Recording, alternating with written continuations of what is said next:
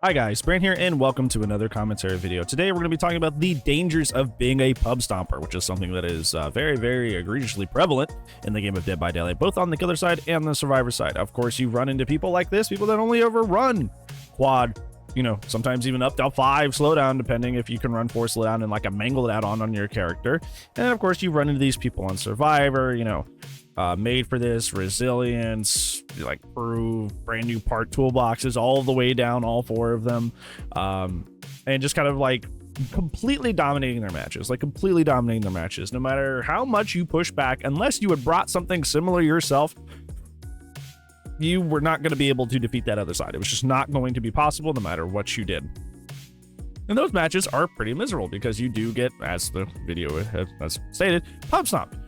You get stomped into the ground. There's no chance to win. Usually the matches end at like 3 or 4 gens, or with the, on the survivor end of things, you usually, by the time your first chase is over, you're already at 2 gens because they brought the right perks and items and all that stuff. And it's just like, it's mostly just a miserable experience. And usually the matches aren't even that long. We talked about how Skull Merchant is bad for the game because Skull Merchant is like, makes games too long, like 3, 4, 5 times the length of an average game. Pub stoppers are bad in the opposite way, that they make games super short. Like, you barely get to play at all, which means everybody gets less points and everything's sad. And it's just kind of like, it just makes things gross. But that's not what I want to talk about today, actually. Because, that's kind of something that's kind of just an ergo. I think it's a very obvious thing that, pub stomping doesn't feel good for the other side. It's been something that's been said over and over again. Like, of course it does. Of course, no, it does. It's a no duh. So I actually want to talk about why pub stomping is actually bad for the person playing, and examples of this that I've seen over time that have happened that might actually, if you're one of these people that likes to pub stomp, that you may be quitting earlier than the average DBD player. So yeah, let's go ahead and talk about it. So when you're a pub stomper, I've told you the kind of things you like to bring. Obviously, we talked about on the killer side of things, bringing quad slowdown.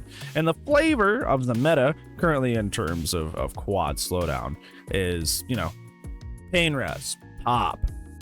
Those are kind of like the biggest 2 that you see. Usually you see corrupt in there now, because that's, more of a comp flavoring, is that like that's what a lot of people bring in those tournaments and stuff.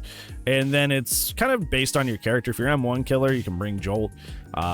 M2 killer, you can bring something. I see a lot of people start bringing Eruption again, which is kind of interesting, after people kind of swore off that perk entirely. But obviously, if you're trying to like go harder, probably tie that into Dead Man's with your pain res, right? And obviously they're running like mangled out on that other slot. But here's the problem with that, and here's the issue: you're gonna get extremely cozy with running that setup because you're going to pub stomp.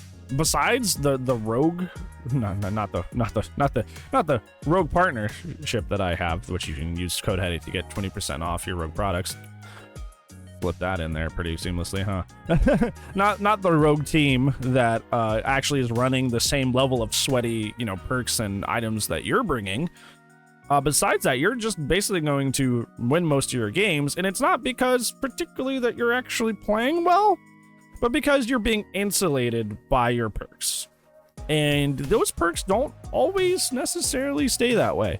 And this is one of the main reasons when I'm going over the match reviews, I request that you bring basically only 2 slowdown. Obviously, if you're running like Myers or Trapper and you end up with like 3 slowdown, I'm probably just going to look the other way, right? Because those are like bottom 3 characters in the game. But like, for the most part, I tell you on the match reviews to only run 2 slowdown, because not only is it, those things insulate and cover for your mistakes, but also those perks may not be as strong as they have been forever. Obviously, Pop has returned to its throne as one of the best slowdown perks in the game, but it wasn't for a while, because if you didn't know, it used to do flat damage. Now it does proportional. But it also used to be even less, like the actual numerics of how much of a percentile it took off the gen was way less too. So Pop actually fell out of popularity for a while, because it was fairly weak by its old numbers. So a lot of people stopped bringing Pop. So what you run into when you're in this situation where all you're doing is kind of just slapping on the meta of whatever so happens to be meta at the time, instead of having quick chases, having a very good macro sense of the map, stuff like that I'm trying to teach on the match reviews. That way you can become more consistent, that being the keyword, the consistency in Dead by Daylight. When these perks will eventually get gutted, because they will. It doesn't matter if they're balanced or not. Like, I think Pain Res, which is arguably the best slowdown in the game right now, I think it's fairly okay, right? Like, it's an earned slowdown, but you have to make a Scourge Hook, and it does give a very, very large damage chunk off of a gen, but it's only 4 times, and it requires you to not tunnel, because you're going to have to hook the whole team if you want full value out of it.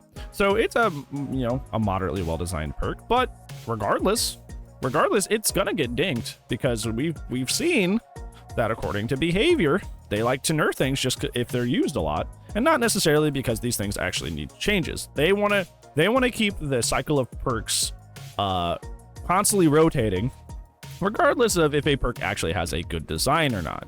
It might be being run as the top 5 most used perks in the game because it just happens to have really good design and it's really fair and everybody likes it, but behavior will change it regardless because they're not cool with perks having a high usage rate. That's just how they are.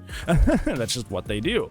So if you get too cozy up to the perks that you run in order to pub stomp people, and they take those away from you, what do you have left? Because you haven't been working on having fast chases. You haven't been working on having good macro game. You haven't worked on actually becoming a good player at the game of Dead by Daylight. All you cared about was the W. You cared about the winning at all costs, and you were willing to put on set of training wheels after set of training wheels to kind of guide you to victory. And then they took your training wheels away, and now you don't know how to ride the bike. You just topple over because you don't know how to play the game. You don't know how to play the game well, I should say. You played the game well enough that you could get value out of your 4 slowdown perks, but you didn't play the game well enough to be able to do it without them. So I've seen a lot of people, especially when it comes to the survivor end of things, when they get their super overpowered stuff taken away, that a lot of people quit the game. A lot of people outright quit the game and say that, you know, the game is so-and-so sided, and the game hates my side, and they just want me to have a bad time, and I'm never playing this game again because I can't abuse X perk, and they end up quitting the game. They end up quitting the game outright because all they knew how to do, and all they had fun in Dead by Daylight doing, was making other people miserable at their expense by running just egregiously strong stuff that would not be allowed in any sort of tournament setting, that they know they can get away with because they're just running around finding average teams, so it doesn't really matter too much, you know? And when that stuff gets taken away, they all act all surprised Pikachu face, and it's like, no, this is what's going to happen if you don't actually get good at the game outside of just relying on perks to win the game for you. But people end up leaving the game when these big perk changes come through, and they don't come back, which is just like, that's something. That's something that you are so married to the idea of pub stomping that, like, when you have the ability, not even the ability to stop doing it, but you have to, like, reformulate your game plan, is that, like, some people just outright leave and they never come back. And that's just embarrassing, in my opinion, that you were so against actually putting effort into being even slightly okay at this game that you're just going to leave the game instead. So, like, TLDR, what I'm trying to say is, like, the dangers of being a pub stomper isn't just, like, kind of the misery you spread in the game, but more so the fact that you are actually hindering your growth and actually becoming a terrible player at the video game. And when the inevitable meta changes come around that take away the tools you use to pub stomp, you're going to be a bad player that can't rely on ABC just to bail you out anymore. And that might end with you actually having to quit the game because it's going to take you a very, very rough journey to get back to actually knowing how to play the game correctly, if you ever knew how in the first place, because all you were a set of perks. And that's a shame. So yeah, those are the dangers of pub stomping. Do you agree with me or not? Let me know down in the comments below. Other than that, it's gonna be it for today's video, friends. Thank you so much for watching, but I do upload daily, so I will see you tomorrow. But if I don't, I'll see you when I see you. Goodbye.